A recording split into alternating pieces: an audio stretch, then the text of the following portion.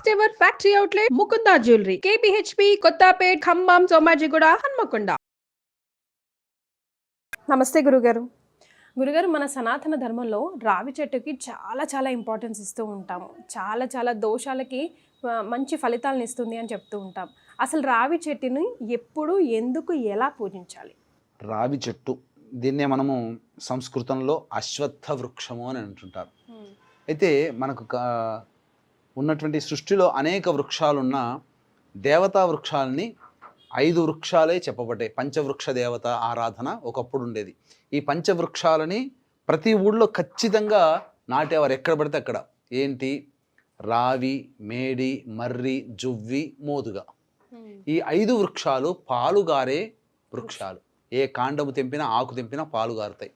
పైగా ఈ యొక్క వృక్షాల యొక్క సమిధలు, అంటే కట్టెపుల్లలో అని అంటారు, కానీ మనం సమిధలు అనడమే కరెక్ట్. కాబట్టి ఈ యొక్క వృక్షాల యొక్క కాండములతో హోమం చేస్తే ప్రకృతిలో మనకేంటనంటే ఆక్సిజన్ రేటు పెరుగుతుంది. మీకు ఈ రావి చెట్టు యొక్క ప్రాధాన్యత తెలిసే ముందు భోపాల్ గ్యాస్ దుర్ఘటన తెలుసు కదా, 60,000 పైచిలుకు మంది చనిపోయారు మధ్యప్రదేశ్ భోపాల్లో. అప్పుడు గనక చూసినట్లయితే ఒక బ్రాహ్మణుడు ప్రతిరోజు నిత్యం ఈ యొక్క అగ్నిదేవత ఆరాధన చేసేవాడు. అతని కుటుంబం మాత్రం సర్వైవ్ అయింది. ఎందుకయింది అని చెప్పేసేసని వాళ్ళు అమెరికా వాళ్ళు రీసెర్చ్ చేస్తే తెలిసింది ఏంటంటే, శుద్ధమైనటువంటి ఆవు నేతితో ఈ యొక్క రావి, ఈ పంచవృక్షాల సమిధలు, రావి, మేడి, మర్రి, జువ్వి, మోదుగా, ఈ పంచవృక్ష సమిధలతో ప్రతినిత్యము హోమ కార్యక్రమం చేసుకునేవాడు. తద్వారా గ్యాస్ వచ్చినా అది ఆక్సిజన్తో ఆ సంబంధించిన విషవాయుల్ని దూరం పంపించేసేసింది.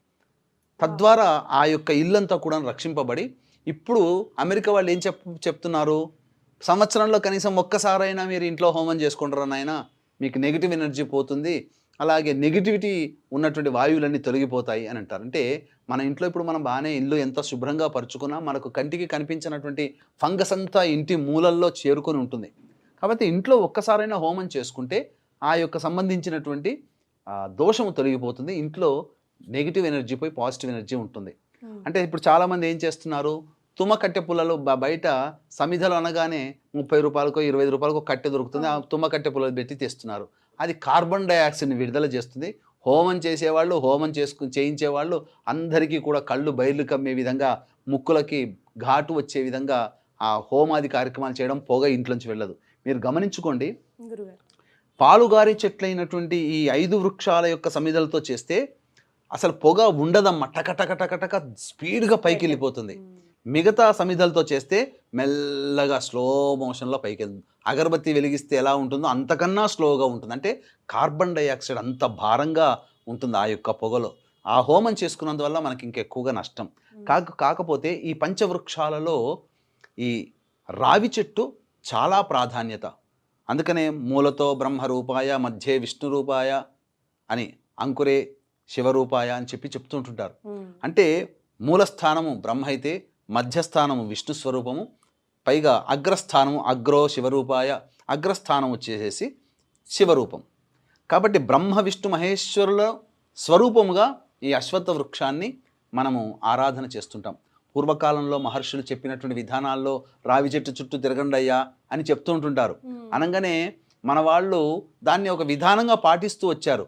కానీ ఈ కాలానికి అది అనవసరం లేని చెప్పేసి అంటున్నారు. కానీ అప్పుడు పెట్టినటువంటి వాళ్ళు, ఇప్పుడు మనం ఏదో ఇంగ్లీషు, ఫిజిక్స్, కెమిస్ట్రీ రాగానే ఐన్స్టీన్, మేరీ ఇలా చెప్పుకుంటూ గొప్ప వాళ్ళ గురించి, గ్రహం బెల్ గురించి, అబ్బా గ్రహం బెల్, ఎడిసన్ లేకపోతే మనకు లైట్లే లేవు. మరి ఆ కాలంలో లైట్ లేకపోయినా వాళ్ళు జీవితాలు కొనసాగించారు, ఆనందంగా ఉన్నారు. ఎన్ని రకాలుగా ఉన్నా ఇప్పుడు మనం ఆనందంగా లేము. కాబట్టి బయటి వాడేవాడో విదేశం వాడు కనుగొన్న వస్తువేమో గొప్పది, మన వాళ్ళు పనికిరాని వాళ్ళు. సైకిల్ మన వాళ్ళు కనుక్కున్నారు, నోట్ ప్యాడ్లు అప్పుడే ఉన్నాయి. మీరు మధునిక బృహదీశ్వరాలయం తమిళనాడు వెళ్తే మనం పట్టుకొని నోట్ ప్యాడ్లు, ఇప్పుడు పెన్ను పెట్టి నోట్ ప్యాడ్లో మనం చేస్తున్నామా, అప్పుడే ఒక స్త్రీమూర్తి విగ్రహం నోట్ ప్యాడ్లో చేసుకున్నట్టుగా ఉంది. సైకిల్ తొక్కిన ఆనవాళ్ళు అప్పుడే చెక్కి ఉన్నారు. మరి వీళ్ళు కనుక్కున్నది ఏంటి, మనము మర్చిపోయాము. కానీ మర్చిపోయిన దాన్ని వీళ్ళు తిరిగి గుర్తు చేశారంతే. కాబట్టి ఇక్కడ ఎందుకు ఇంతగా చెప్పాల్సి వస్తుందనంటే, ఈ యొక్క రావి చెట్టులో ఔషధ గుణాలు చాలా ఉన్నాయి. ఆక్సిజన్ 100లో 90% ఆక్సిజన్ని విడుదల చేస్తుంది రావి చెట్టు. అందుకనే ప్రతి ఊళ్ళో రావి చెట్టు ఊళ్ళో నాటమన్నారు, ఇంట్లో కాదు. ఊళ్ళో రావి చెట్లు విరివిగా నాటేవాళ్ళు. ఈ రావి చెట్టు చుట్టూ కూడా సకల దేవత ఆరాధన చేయడానికి అనుకూలమైనటువంటి విధంగా ఉండేది. అంటే ఈ రావి చెట్టు చుట్టూ ఎవరెవరు ప్రదక్షిణలు ఎట్లా చేయాలని అంటే, మొత్తం ఇక్కడ ఈ సంబంధించినటువంటి ద్వాదశ రాశుల వాళ్ళల్లో మీన, మేష, కర్కాటక, సింహ, వృశ్చిక, ధనుస్సు రాశి వాళ్ళు గురు గ్రూపు. వీళ్ళు నారాయణాయ నమః అంటూ 27 ప్రదక్షిణలు చేయాలి. 27 ప్రదక్షిణలు చేసి అప్పుడు తూర్పు వైపున ఫేస్ పెట్టి విష్ణు అష్టోత్తరం 3 సార్లు చేయాలి. ఇక వృషభ మిథున, కన్య, తుల, మకర, కుంభరాశులు జన్మించిన వాళ్ళు శని వర్గానికి అవుతారు. వీళ్ళు శివాయ నమః అంటూ 27 ప్రదక్షిణలు చేసి ఉత్తరం వైపు ఫేస్ పెట్టి శివ అష్టోత్తరం 3 సార్లు, వీళ్ళైతే నారాయణ అష్టోత్తరంగా విష్ణు అష్టోత్తరం 3 సార్లు పారాయణం చేసి రావాలి. అక్కడ రావి చెట్టు దగ్గర శనిదోష నివారణార్థమై సూర్యాస్తమైన లోపల నల్ల నువ్వుల నూనెతో దీపారాధన చేసి, అలాగే పాలని నీళ్లతో కలిపినటువంటి పాలని ఆ యొక్క రావి చెట్టు మొదట్లో వేసి అక్కడ నల్ల నువ్వుల నూనెతో దీపారాధన చేసి ఆ పాలు తడిపినటువంటి ముద్దని నుదుట శిరస్సుగా ధరించి ఇంటికి వస్తే శనిగ్రహ దోషాలు పోతాయి. ఇంకా ముఖ్యంగా చెప్పాలి అని అంటే, ఈ యొక్క రావి చెట్టు చుట్టూ సంతానం కలగనటువంటి అమ్మాయిలైనా అలాగే అబ్బాయిల యొక్క జాతకంలో డాక్టర్ల దగ్గర చూపించుకుంటే వాళ్ళ యొక్క శరీరంలో డెడ్ సెల్స్ ఉన్నాయండి అని చెప్తారు. అన్నప్పుడు ఈ రావి చెట్టు చుట్టూ ఏ పురుషుడు రోజుకి 108 ప్రదక్షిణలు తిరిగి విష్ణు అష్టోత్తరాన్ని అక్కడ కూర్చొని తదేకంగా 3 సార్లు పారాయణ చేసి ఒక 40 రోజులు చేసి చూడండి, మందులతో కన్నా ఇంకెక్కువగా అతని యొక్క శరీరంలో డెడ్ సెల్స్ యాక్టివ్ సెల్స్గా మారిపోతాయి. అంటే అట్లా అని చెప్పి వైద్యాన్ని తక్కువ చేయడం కాదు, వైద్యం తీసుకోవాలి.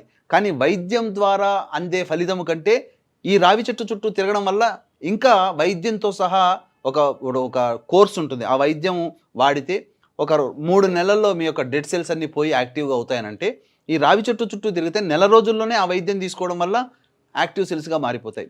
గర్భం ధరించలేనటువంటి స్త్రీ కూడా రావి చెట్టు చుట్టూ తిరిగితే గర్భధారణ జరిగినటువంటి సంఘటనలు చాలా ఉన్నాయి.